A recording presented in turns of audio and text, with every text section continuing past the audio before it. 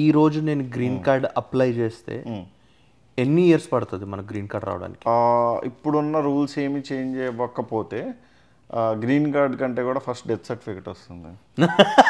Okay, no, this is real scenario, this is ground level real scenario. నేను 2008లో వచ్చిన, 2011లో ఒక నేపాల్ వాడు వచ్చాడు, మా ఫ్రెండ్ పరిచయం అయ్యిండు.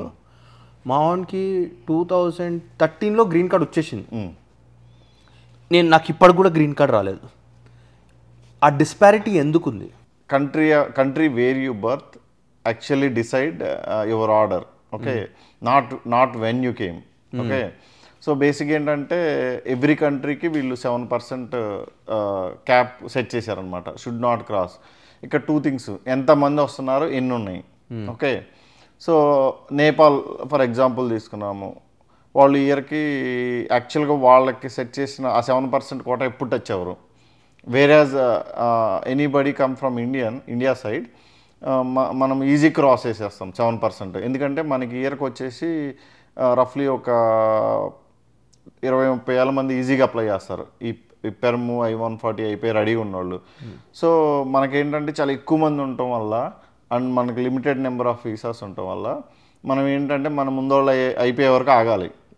సో వేరేజ్ అక్కడ వచ్చేసి తక్కువ మంది వస్తున్నారు, వాడికి రెడీగా ఉంది వీసా, సో వాడికి అందుకని ఫాస్ట్గా అయిపోయింది.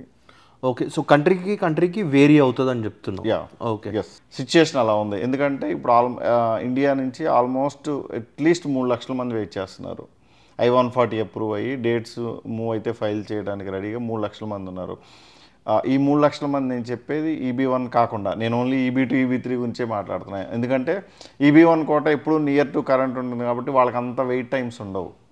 ఓకే, సో EB2 EB3లో ఏంటంటే 3 లక్షల మంది ఉన్నారు, కానీ మనకి సంవత్సరానికి వచ్చేది 7 నుంచి 8 వేలు మాత్రమే.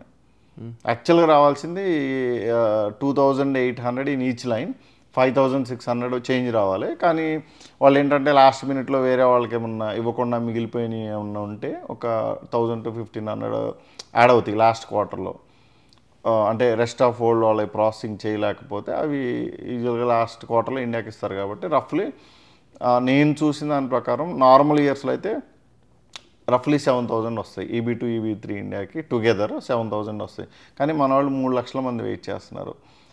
And also every year the number keep adding. So ఎన్ని 7000 అయిపోతే 3 లక్షల మంది అయిపోతాయి. అవును, ఆ 3 లక్షలు అనేది కాన్స్టెంట్ కూడా కాదు కదా, అది పెరుగుతూనే 3 లక్షలు అనేది కాన్స్టెంట్ కాదు, అది పెరుగుతూనే అది ఇయర్ బై ఇయర్ పెరిగిద్ది. బట్ మనం ఉన్న క్యూలో అంటే మన తర్వాత ఎంతమంది యాడ్ అవుతారు అనేది మనకి ఇంపాక్ట్ ఉండదు. కానీ మన ముందు వాళ్ళు క్లియర్ అయ్యే వరకు మనం వెయిట్ చేయాలి.